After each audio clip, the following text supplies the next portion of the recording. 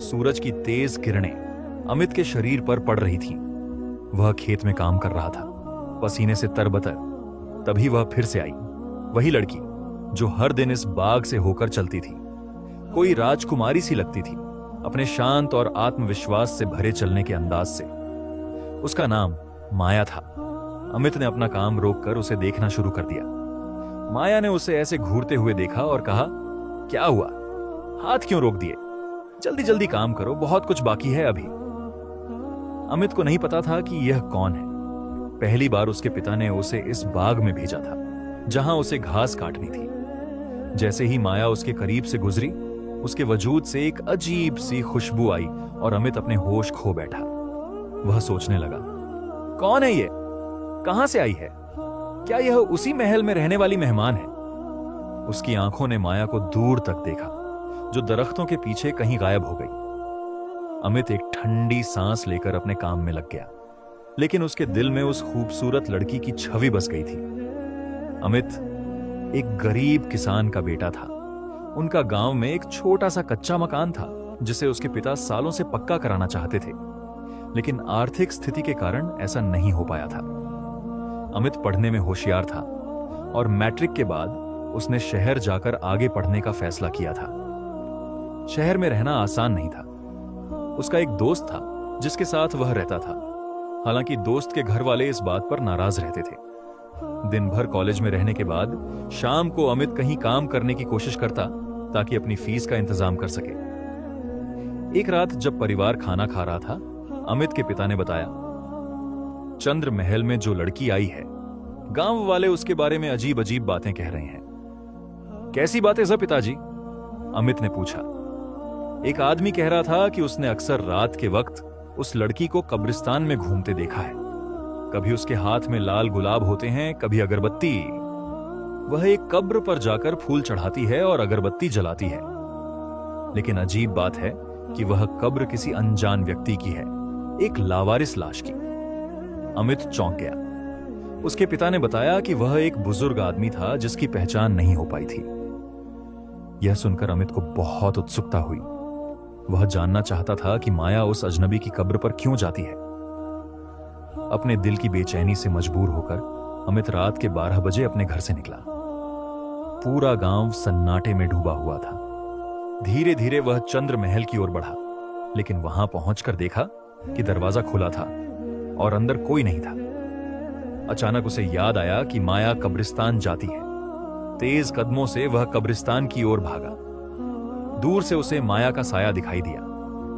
छिपकर उसने देखा कि माया ने हाथ में पकड़े फूल कब्र पर रखे और वहां सिर रखकर लेट गई। वह मुंह में कुछ बुदबुदा रही थी। फिर जो हुआ, उसने अमित के होश उड़ा दिए। माया उठकर एक पुराने पेड़ के अंदर गायब हो गई। अमित ने अपनी आंखें मलकर देखा, लेकिन यह सच था। वह लड़की वहां से गायब हो चुकी थी। खौफ से कांपते हुए अमित उस पेड़ के पास गया और आवाज लगाई, लेकिन कोई जवाब नहीं मिला। जैसे ही वह वापस जाने के लिए मुड़ा, किसी ने उसके कंधे पर हाथ रखा। माया अपनी काली आंखों से उसे घूर रही थी। तुम मेरी जासूसी क्यों कर रहे हो? जानते भी हो मैं कौन हूं। मेरी हकीकत जान लोगे तो होश उड़ जाएंगे। वह गुस्से से बोली। तुम्हारी हकीकत जानने ही मैं यहां आया हूं, अमित ने दृढ़ता से कहा। तुम कौन हो और ये क्या कर रही हो? पूरा गांव तुम्हारे बारे में बातें कर रहा है। माया ने अपना रुख मोड़ा और कहने लगी, मुझे किसी की बातों से फर्क नहीं पड़ता। मैं यहां अपना बदला लेने आई हूं। मेरा बदला पूरा होगा तो मैं चली जाऊंगी। अमित ने पूछा, लेकिन तुम हर रात इस कब्र पर क्यों आती हो? तुम्हारा इस आदमी से क्या संबंध था? मेरे पिता कहते हैं कि यह व्यक्ति लावारिस था, इसकी कोई पहचान नहीं थी। लावारिस? माया गुस्से से चिल्लाई। जानते भी हो ये कौन है? इस गांव से उसका क्या संबंध है? लेकिन मैं तुम्हें क्यों बताऊं? तुम मेरे क्या लगते हो? अमित शर्मिंदा होकर बोला, लेकिन तुम मुझे अच्छी लगती हो, इसीलिए मैं बार बार तुम्हारे पीछे आता हूं। माया मुस्कुराई और कहने लगी, मुझे तुम पर तरस आता है। तुम एक पढ़े लिखे खूबसूरत नौजवान हो, इस गांव का भविष्य बदल सकते हो, फिर क्यों विजय सिंह के गुलाम बने हुए हो? विजय सिंह का नाम लेते समय उसकी आवाज में नफरत थी। अमित बेबसी से बोला, सारे गांव वाले उसकी दौलत और जायदाद के कारण मजबूर हैं। वह बहुत अमीर है, लेकिन दूसरों का हक छीनकर कभी सुखी नहीं रह पाएगा। क्या मतलब है तुम्हारा? किसका हक छीना है उसने? माया ने पूछा। वो तो विजय सिंह है, रघु सिंह का भाई। दोनों भाई बड़े जमींदार थे, अमित ने जवाब दिया। माया नफरत से बोली, दोनों भाई थे लेकिन बिल्कुल अलग। एक का दिल प्यार और अच्छाई से भरा था, दूसरे के दिल में लालच और बुराई। मैं विजय सिंह को अच्छी तरह जानती हूं। अमित ने डरते डरते पूछा, तो क्या विजय सिंह से तुम्हारा कोई रिश्ता नहीं है? वो तुम्हारे चाचा नहीं है? नहीं, वो मेरे चाचा नहीं है। वो मेरे कुछ भी नहीं लगते। मेरा उनसे कोई खून का रिश्ता नहीं है। मैं यहां सिर्फ अपने बाबा रघु सिंह के लिए आई हूं, जिन्होंने मुझसे वादा लिया था कि मैं उनके महल की रक्षा करूंगी, जिसका नाम उन्होंने चंद्र महल रखा था। माया की आंखों से आंसू बहने लगे। अमित बेचैनी से उसे देखता रहा। वह अभी भी कब्र का रहस्य जानना चाहता था, लेकिन माया के आंसू देखकर उसकी हिम्मत नहीं हुई। चलो महल वापस चलते हैं, अमित ने उसे दिलासा देते हुए कहा। रात में यहां रहना सही नहीं है। माया चुपचाप उसके पीछे पीछे चलने लगी। कुछ देर तक अमित को उसके कदमों की आवाज सुनाई देती रही। फिर उसने बिना मुड़े कहा, तुम गांव की सबसे खूबसूरत लड़की हो, तुम्हारी खूबसूरती अद्वितीय है। जब कोई जवाब नहीं मिला तो अमित मुड़कर देखने लगा। वहां कोई नहीं था। माया गायब हो गई थी। हालांकि अमित अभी तक उसके कदमों की आवाज सुन रहा था। हैरान और भयभीत वह वहीं खड़ा रह गया। अगली सुबह पूरे गांव में हंगामा मच गया। विजय सिंह अपने महल से गायब हो गए थे। रात में वह अपने कमरे में सोए थे, लेकिन सुबह उनका कोई निशान नहीं मिला। अमित के मन में शक था। रात को ही माया विजय सिंह के बारे में अजीब बातें कह रही थी। गांव वालों को भी शक होने लगा। एक आदमी ने कहा, हो ना हो, यह वही लड़की है जिसकी हरकतें अजीब हैं। रात में कब्रिस्तान जाती है। कहीं उसका संबंध किसी भूत प्रेत से तो नहीं है? हो सकता है विजय सिंह की गुमशुदगी के पीछे उसी का हाथ हो। गांव वाले चंद्र महल पहुंचे। माया सफेद पोशाक में दरवाजे पर खड़ी थी। उसके लंबे काले बाल पीठ पर बिखरे थे। वह बेहद खूबसूरत दिख रही थी। क्या चाहिए आप लोगों को? उसने रोबदार आवाज में पूछा। अगर विजय सिंह अपने महल से गायब हो गए हैं तो इसमें मेरी क्या गलती है? एक व्यक्ति ने कहा, वह आपके चाचा हैं।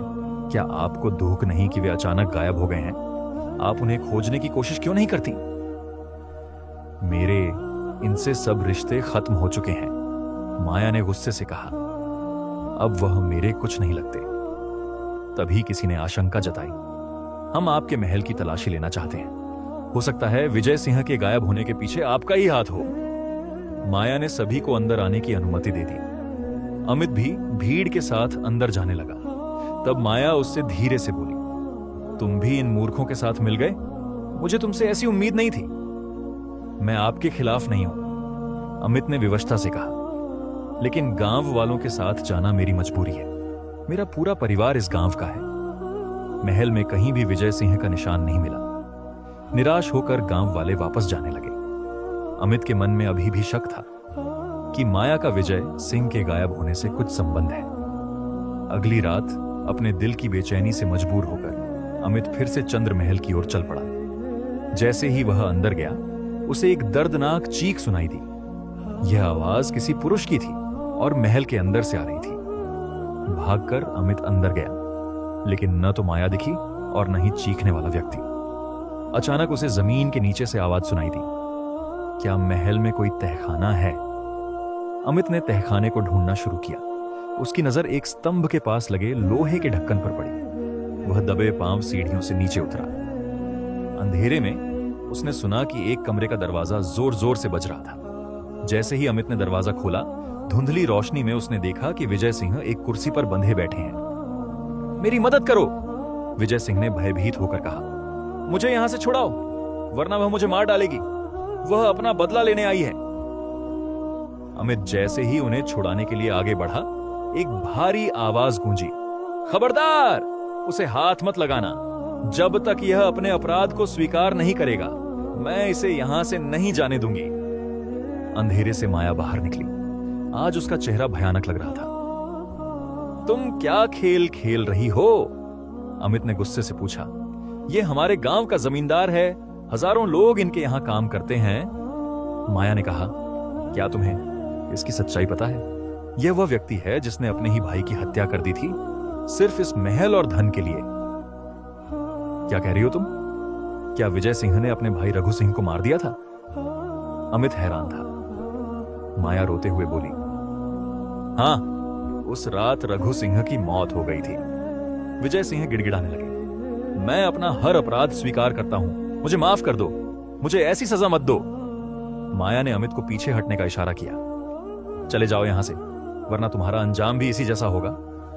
लेकिन अमित सच्चाई जानना चाहता था। ये तुम क्या कह रही हो? क्या तुम वास्तव में रघु सिंह की पोती हो? लेकिन सब तो कहते हैं कि उनकी कोई संतान नहीं थी। माया ने अपनी कहानी बताना शुरू किया। रघु सिंह और विजय सिंह दो भाई थे। रघु सिंह एक अच्छे और दयालु इंसान थे, जबकि विजय सिंह लालची और दुष्ट था।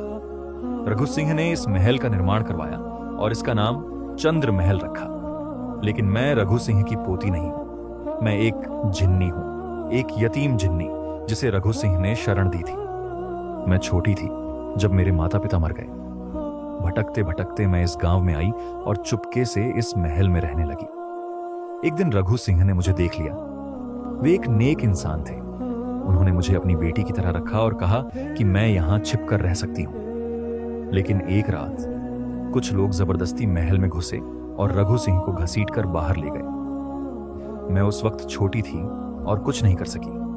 रघु सिंह कभी वापस नहीं आए। बाद में जब मैं बड़ी हुई, मुझे पता चला कि विजय सिंह ने उन्हें 3 दिन तक कैद में रखा, जबरदस्ती कागजात पर हस्ताक्षर करवाए और फिर उन्हें जहर दे दिया। उनकी लाश को नहर में फेंक दिया गया। 15 दिन बाद एक लावारिस लाश के रूप में उन्हें मिला, जिनकी पहचान नहीं हो पाई। मैं उनकी कब्र पर रोती रहती हूं। सिर्फ इस शैतान की सच्चाई बताने के लिए मैं वापस आई हूं। अमित स्तब्ध था। क्या तुम सचमुच एक जिन्नी हो? इस बीच गांव वाले भी तहखाने में आ गए थे। उन्होंने माया की पूरी कहानी सुन ली थी। विजय सिंह ने हमारे साथ धोखा किया। गांव वाले गुस्से से चिल्लाए। वह न सिर्फ रघु सिंह का भाई था, बल्कि हमारा अभिभावक भी। लेकिन उसके जाने के बाद हम विजय सिंह के गुलाम बन गए। गांव वाले विजय सिंह को घसीट कर ले गए, यह कहते हुए कि उसका फैसला पंचायत में होगा। तहखाने में अब केवल अमित और माया थे। अमित मुस्कुराकर बोला, पहली बार किसी जिन्नी को इतना खूबसूरत देखा है। क्या तुम वाकई इतनी सुंदर हो? माया हंसी। मैं बहुत भयानक भी हो सकती हूं। क्या मेरा असली रूप देखना चाहोगे? अमित ने हाथ जोड़कर कहा, नहीं नहीं, मैं ऐसी गलती नहीं करना चाहता। माया ने कहा, अब मैं कभी इस गांव में वापस नहीं आऊंगी। मैं सिर्फ विजय सिंह की सच्चाई बताने आई थी। अब मैं अपने कबीले में लौट जाऊंगी। लेकिन जाने से पहले मैं तुम्हारी मदद करना चाहती हूं, क्योंकि तुम एक अच्छे इंसान हो। जिस कमरे में मैं रहती थी, वहां रघु सिंह का एक खजाना छिपा है। तुम चाहो तो उसे पा सकते हो। इतना कहकर वह अचानक गायब हो गई। अमित ने जल्दी से उस कमरे में जाकर खजाना निकाला। उसने सोचा कि अब वह अपने परिवार को गांव से बाहर ले जाएगा और शहर में बसाएगा। उसकी किस्मत बदल चुकी थी। कुछ दिन बाद खबर आई कि विजय सिंह ने नदी में कूदकर आत्महत्या कर ली है। कुछ लोगों का कहना था कि किसी ने उसे धक्का दिया था। कुछ कहते थे कि उसने खुद छलांग लगाई थी। लेकिन अमित जानता था कि बुरे काम करने वालों का अंजाम बुरा ही होता है। अमित के लिए एक नई दुनिया के दरवाजे खुल गए थे। उस खजाने में सोने चांदी के सिक्के, कीमती हीरे जवाहरात और कुछ पुरानी संपत्ति के कागजात थे। इस सब को देखकर वह सोच में पड़ गया। क्या वह इस धन को अपने लिए रख ले? क्या यह सही होगा? एक रात तक सोचने के बाद अमित ने अपने पिता को सारी सच्चाई बताई। पिता के चेहरे पर पहले आश्चर्य छाया, फिर चिंता। बेटा, इस खजाने में रघु साहब की मेहनत और सपने हैं, उन्होंने समझाया। हम इसे सिर्फ अपने लिए नहीं रख सकते। रघु साहब इस गांव के अच्छे मालिक थे, उनकी याद में कुछ करना चाहिए। अमित सहमत हो गया। उसने खजाने का एक हिस्सा अपने परिवार के लिए रखा और बाकी से गांव का विकास करने का फैसला किया। पंचायत को बुलाकर उसने प्रस्ताव रखा। गांव में स्कूल बनेगा, अस्पताल बनेगा, और सिंचाई के लिए नहर बनेगी। गांव वालों की आंखों में खुशी के आंसू थे। सालों से विजय सिंह के अत्याचारों से पीड़ित उन्हें अब एक नई उम्मीद मिली थी। चंद्र महल को भी नया जीवन मिला। अमित ने उसे गांव का सामुदायिक केंद्र बना दिया, जहां सभाएं होती, त्योहार मनाए जाते और बच्चे खेलते। 2 साल बीत गए। अमित ने अपनी पढ़ाई पूरी कर ली और गांव में ही रहकर विकास कार्यों में जुट गया। गांव की शक्ल बदल गई थी। किसान खुशहाल थे, बच्चे स्कूल जाते थे और चंद्र महल फिर से रौनक से भर गया था। एक शाम जब अमित चंद्र महल के बगीचे में टहल रहा था, उसे एक परिचित खुशबू महसूस हुई। वह चौंक कर मुड़ा। सामने एक सुंदर युवती खड़ी थी। माया नहीं, लेकिन उससे मिलती जुलती। उसके लंबे काले बाल हवा में लहरा रहे थे और उसकी आंखों में एक अजीब सी चमक थी। तुम कौन हो? अमित ने पूछा, हालांकि उसके दिल को जवाब पता था। मेरा नाम किरण है, उसने मुस्कुराते हुए कहा। मैं माया की बहन हूं, वह तुम्हारे बारे में बहुत कुछ बताती है। अमित का दिल धड़क उठा। माया कैसी है? वह ठीक तो है। वह बहुत खुश है, किरण ने कहा, और तुम्हारे किए हुए काम से बहुत प्रभावित है। उसने मुझे तुम्हें यह देने के लिए भेजा है। किरण ने अपने हाथ में पकड़ा एक छोटा सा बक्सा अमित को दिया। अमित ने उसे खोला। उसमें एक अद्भुत हीरा था जो आसमानी नीला रंग बिखेर रहा था। यह चंद्रकांत मणि है, किरण ने बताया। इसे रघु सिंह ने माया को दिया था। यह तुम्हारी रक्षा करेगा और तुम्हें आत्मशक्ति देगा। माया चाहती है कि अब यह तुम्हारे पास रहे। अमित ने धन्यवाद देते हुए मणि ले ली। क्या मैं कभी माया से मिल सकता हूं? किरण ने सिर हिलाया। शायद, लेकिन अभी नहीं। हमारे 2 अलग अलग संसार हैं अमित, लेकिन वह हमेशा तुम्हारे साथ है, हर कदम पर। तभी बगीचे में हवा का एक तेज झोंका आया और किरण धीरे धीरे हवा में मिलने लगी। अमित देखता रह गया। उसकी आंखों में आंसू थे, दुहक के नहीं बल्कि आभार के। उस रात अमित ने फैसला किया कि वह अपनी जिंदगी रघु सिंह के सपनों को पूरा करने में लगाएगा। वह गांव को एक आदर्श गांव बनाएगा, जहां हर किसान खुशहाल हो, हर बच्चा पढ़े और सभी एक परिवार की तरह रहे। समय बीतता गया। अमित की शादी गांव की एक साधारण लड़की से हो गई, जिसने उसके मिशन में साथ दिया। गांव पूरे इलाके में एक मिसाल बन गया। दूर दूर से लोग यहां के विकास मॉडल को देखने आते। हर साल रघु सिंह की पुण्यतिथि पर अमित रात में अकेले उस कब्र पर जाता और लाल गुलाब चढ़ाता। वहां उसे हमेशा एक अजीब सा सुकून मिलता, जैसे कि माया उसे देख रही हो, उसके साथ हो। एक बार जब वह कब्र के पास बैठा था, उसे एक हल्की सी आवाज सुनाई दी। तुमने मेरे बाबा के सपनों को साकार कर दिया अमित। तुम्हारी खुशी में ही मेरी खुशी है। अमित मुस्कुराया। वह जानता था कि कुछ रिश्ते शरीर के बंधन से परे होते हैं और कुछ प्रेम इतने गहरे होते हैं कि उन्हें शब्दों की आवश्यकता नहीं होती। गांव की कहानी भी बदल गई थी। अब लोग विजय सिंह के अत्याचारों के बारे में नहीं, बल्कि रघु सिंह की दयालुता और अमित के परिवर्तन के बारे में बात करते। और जब कभी रात में चंद्र महल के पास से गुजरते, तो एक सुंदर युवती की छाया देखने का दावा करते, जो बच्चों पर प्यार से नजर रखती और गांव की रक्षा करती। अमित के बच्चे बड़े हो रहे थे। उनमें उसका बेटा अरुण विशेष था। वह अक्सर कहता कि वह सपने में एक खूबसूरत परी से बातें करता है। अमित जानता था कि माया अगली पीढ़ी में भी अपनी उपस्थिति दर्ज करा रही है और गांव की इस नई कहानी में एक रहस्य सदा बना रहा। कब्रिस्तान के पास एक पुराना पेड़, जिसमें कभी कभी रात के समय एक अजीब रोशनी दिखाई देती और ऐसा लगता जैसे कोई उससे निकल या उसमें समा रहा हो। गांव वाले अब इससे डरते नहीं थे। वे जानते थे कि वह रोशनी उनकी रक्षक परी की है, माया की, जो 2 दुनियाओं के बीच का पुल बनकर उनके गांव की निगरानी करती है। अमित जब कभी उस पेड़ के पास से गुजरता, एक पल रुककर उसे देखता और धीरे से कहता, धन्यवाद माया, मेरी जिंदगी को एक नई दिशा देने के लिए। और हवा में एक मीठी खुशबू फैलती, जैसे कह रही हो, यह तो मेरा फर्ज था अमित, और तुमने उसे पूरा करके मुझे मुक्त कर दिया। 20 साल बीत गए। अमित अब गांव का सम्मानित मुखिया था। उसके बेटे अरुण ने शहर में उच्च शिक्षा प्राप्त करके वापस गांव आकर पिता का काम संभाल लिया था। अरुण भी अपने पिता की तरह कब्रिस्तान में जाता और रघु सिंह की कब्र पर फूल चढ़ाता। एक रात जब अरुण वहां गया, उसने देखा कि एक अनजान लड़की पहले से ही वहां बैठी है। वह सुंदर थी, उसके लंबे बाल हवा में लहरा रहे थे। तुम कौन हो? अरुण ने पूछा। तुम मुझे नहीं पहचानते? उसने मुस्कुराते हुए कहा। मैं तुम्हारे सपनों में आती हूं अरुण, मेरा नाम दीपा है। अरुण हैरान था। तुम वही हो? लेकिन तुम तो... हाँ, मैं माया की बेटी हूं, दीपा ने कहा। हमारी दुनिया में भी समय आगे बढ़ता है अरुण, और कुछ चीजें पीढ़ी दर पीढ़ी चलती हैं। दीपा और अरुण की मुलाकातें बढ़ती गईं। दो अलग दुनियाओं के बीच एक नया रिश्ता बन रहा था। जब अमित को इसके बारे में पता चला तो वह मुस्कुराया। इतिहास खुद को दोहराता है, उसने अपनी पत्नी से कहा, लेकिन इस बार प्यार के साथ, बदले के साथ नहीं। समय के साथ अमित बूढ़ा हो गया। एक रात जब वह अपने बिस्तर पर लेटा था, उसने महसूस किया कि उसका समय पूरा हो रहा है। बाहर पूर्णिमा की रात थी और चंद्रमा की रोशनी उसकी खिड़की से आ रही थी। तभी उसे एक परिचित खुशबू महसूस हुई। वह मुड़ा और देखा, माया उसके बिस्तर के पास खड़ी थी, वैसी ही खूबसूरत जैसी वह पहले थी। तुम आखिर आ गई, अमित ने कमजोर आवाज में कहा। मैं तुम्हें लेने आई हूं अमित, माया ने प्यार से कहा। अब तुम्हारा काम पूरा हो गया है, अरुण संभाल लेगा और दीपा उसकी मदद करेगी जैसे मैंने तुम्हारी की थी। अमित ने माया का हाथ थाम लिया। क्या अब हम साथ रह सकते हैं? हां, माया ने मुस्कुराते हुए कहा। अब हम हमेशा साथ रहेंगे।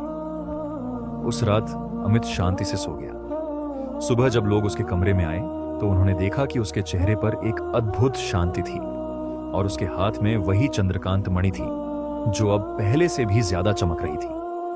अरुण ने अपने पिता का अंतिम संस्कार कब्रिस्तान में रघु सिंह की कब्र के पास करवाया। जैसे ही अंतिम अग्नि दी गई, लोगों ने देखा कि आसमान में दो बादल एक दूसरे के साथ मिल गए और एक पल के लिए उनमें से प्रकाश की एक किरण निकली। देखो, एक बुजुर्ग ने कहा, रघु साहब, माया और अमित अब साथ हैं। और वास्तव में उस दिन से गांव में एक नई परंपरा शुरू हुई। हर पूर्णिमा की रात जब चांद पूरी तरह से निकलता, लोग चंद्र महल के बाहर इकट्ठे होते और आसमान में 3 चमकते सितारों को देखते जो हमेशा एक दूसरे के पास रहते। अरुण और दीपा की कहानी भी आगे बढ़ती रही। एक ऐसी कहानी जिसमें 2 दुनियाओं का मिलन था, इंसानी और जिन्न की। उनके बच्चे भी विशेष शक्तियों के साथ पैदा हुए और वे गांव की रक्षा और विकास के नए चरण की शुरुआत करते। और हर शाम जब सूरज ढलता, तपती धूप की गर्मी कम होती और चंद्र महल की छाया लंबी होती, तो लोग कहते कि अमित और माया उस बगीचे में टहलते हुए दिखाई देते हैं। 2 आत्माएं जो आखिरकार एक हो गईं, जिन्होंने साबित किया कि प्यार किसी भी बाधा को पार कर सकता है, यहां तक कि जीवन और मृत्यु की भी। ये कहानी गांव की धरोहर बन गई। तपती धूप में शुरू हुई एक प्रेम कहानी जो अंधेरी रात में रोशनी बनकर फैल गई और जिसने दिखाया कि सच्चा प्रेम और न्याय कभी हार नहीं मानते। अगर आपको आज की हमारी कहानी पसंद आई है तो इसे लाइक कीजिए और अपने प्यारों के साथ शेयर कीजिए। और हां, अगर आपने अभी तक हमारा चैनल सब्सक्राइब नहीं किया तो जरूर कीजिए। मिलते हैं कल एक नई और दिलचस्प कहानी के साथ। तब तक के लिए अलविदा।